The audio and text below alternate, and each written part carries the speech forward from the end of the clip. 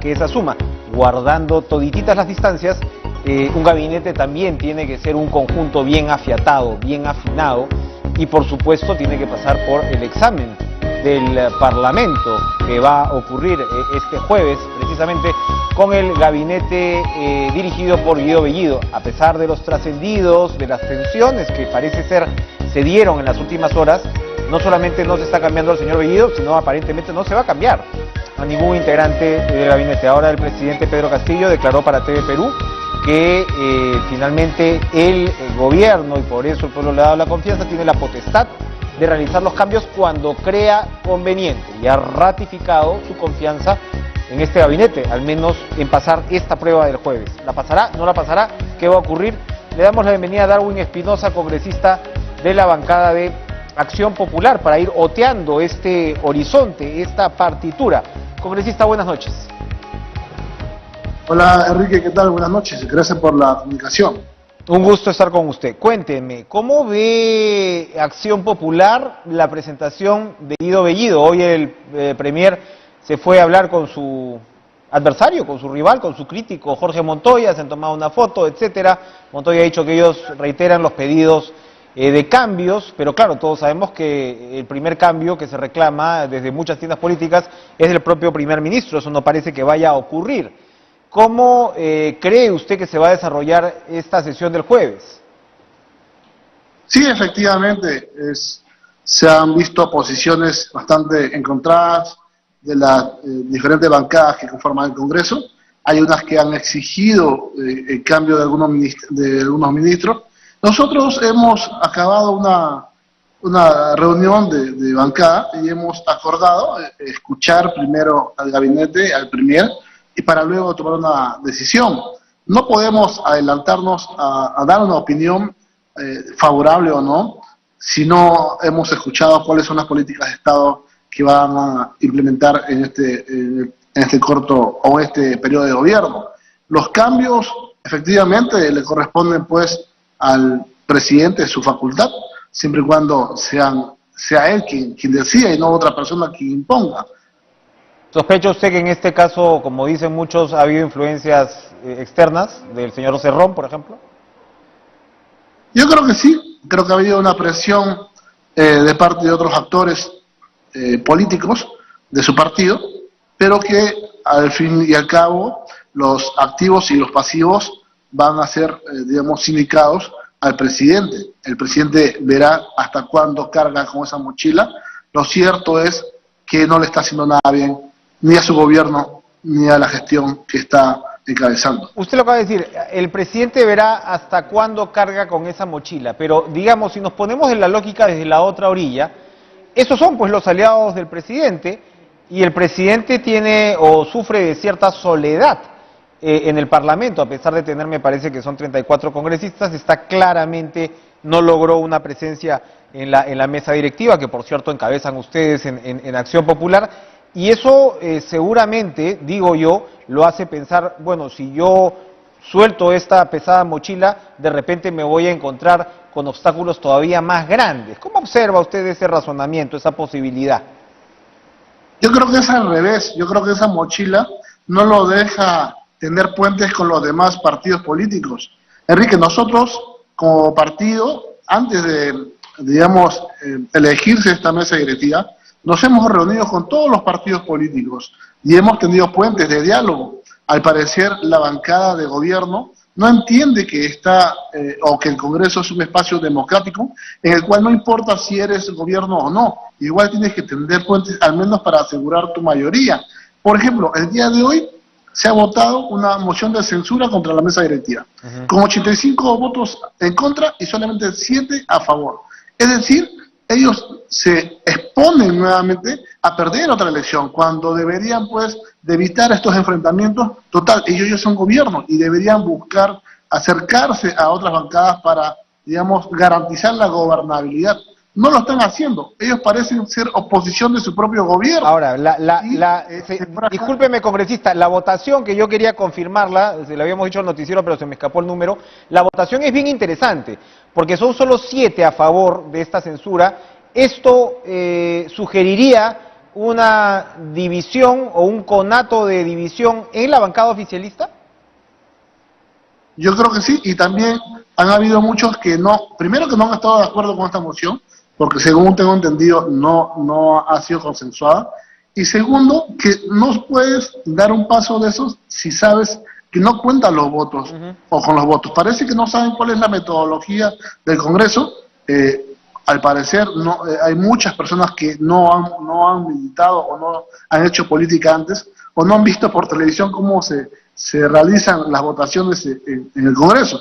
Para poder ganar tienes que tener mayoría y ellos no la tienen y tampoco hacen el esfuerzo para poder, digamos, juntar con otras agrupaciones políticas. Al contrario, se enfrentan con quien se cruce en su camino. Entonces, ¿Eso es toda la bancada congresista o son solo algunos?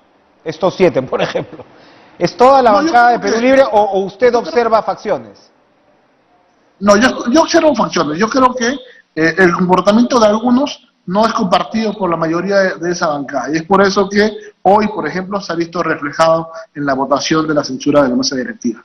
Entonces, ellos son los que en realidad están perjudicando al gobierno porque por estas personas, estas conductas intransigentes, poco tolerantes, han perdido la mesa directiva, se han quedado sin sus comisiones que están ellos pidiendo, ¿no? Y así van a venir perdiendo elecciones consecutivas si es que ellos no trazan, un camino hacia el diálogo con las diferentes bancadas. Yo creo que las fuerzas políticas y sobre todo los actores políticos debemos de demostrar madurez en nuestros actos y comenzar a construir o trabajar por un país diferente, en base a nuestras coincidencias, dejando de lado nuestras diferencias para que pueda ser el pueblo el que se beneficie de nuestro trabajo. Ya sabemos qué pasa si el Congreso le niega la confianza al gabinete, si se niega la confianza a 2 gabinetes y hay toda esta vaina de la cuestión de confianza que uno puede, digamos, resbalar cuando ponen la confianza por ministros, etcétera.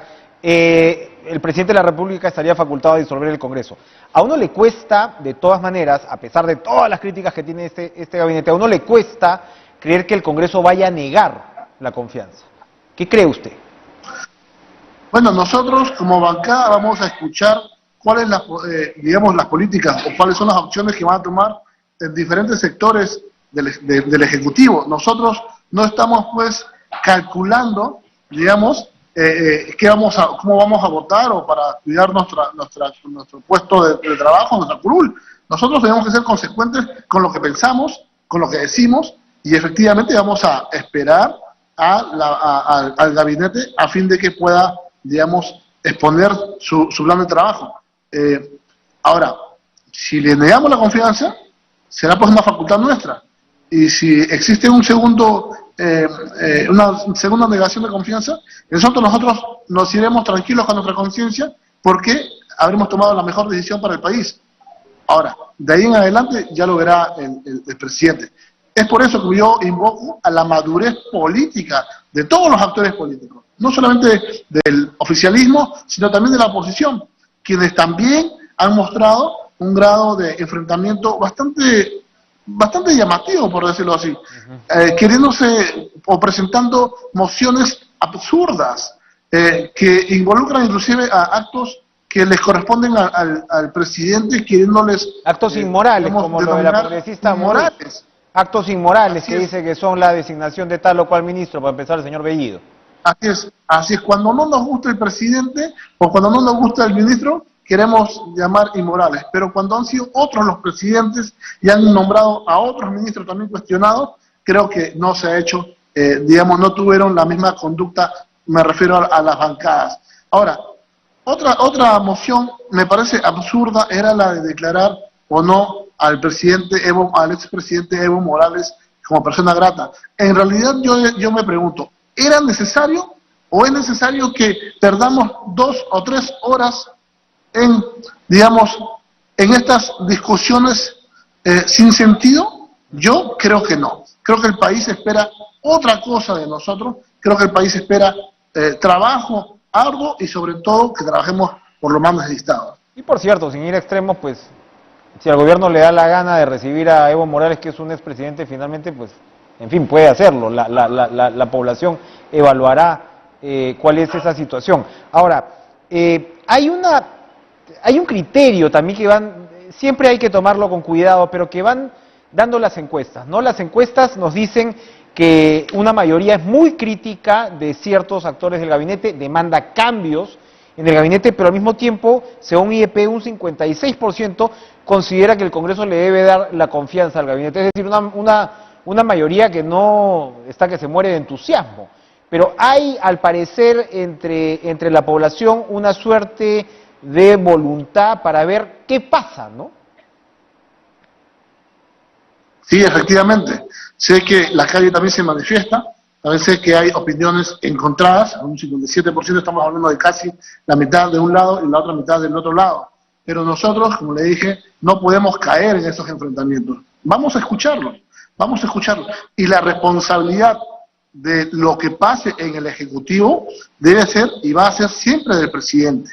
Nosotros evaluaremos primero si le damos la confianza o no, y luego veremos cuál es el desarrollo o el desempeño de cada uno de los ministros. Por ejemplo, yo presido la Comisión de Vivienda y ya he citado o ya le he pedido al ministro de Vivienda que pueda acompañarnos el día lunes, que es la sesión, para que nos exponga él y sus viceministros cuál es la política, cuáles son los proyectos que se va a desarrollar en esta cartera. Así seguramente las demás comisiones irán invitando a sus ministros y verán ellos si luego se procede a una interpelación o una posterior censura. Cada sector verá cuál es el camino correcto para que si el presidente no realiza los cambios necesarios y obviamente este gabinete se le da la confianza para que estos puedan ser renovados en base a digamos, a las herramientas que la misma Constitución y los procedimientos nos establecen. Usted quizás se ha referido también a las bancadas que están, por decirlo de alguna manera, más a la derecha. Pero ¿cuánto pesa ahora dentro del Congreso este criterio de que se han elegido a algunos ministros que tienen algún tipo o han expresado algún tipo de simpatía en algún momento con grupos terroristas? Ahora el mismo ministro de Trabajo, Maraví, se ha complicado bastante, ¿no? Sí, efectivamente.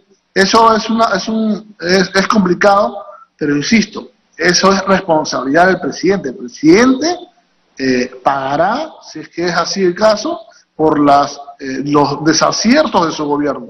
Nosotros nos corresponde tener un rol fiscalizador y contribuir a través de las normas y las leyes para el beneficio del pueblo. El pueblo, como él siempre lo dice, sabrá, digamos, juzgar quién está actuando dentro de la Constitución y quién está trabajando para el beneficio de ellos. Nosotros haremos nuestro trabajo y espero que el presidente, sin mochilas, pueda tener la libertad de ejercer su trabajo también.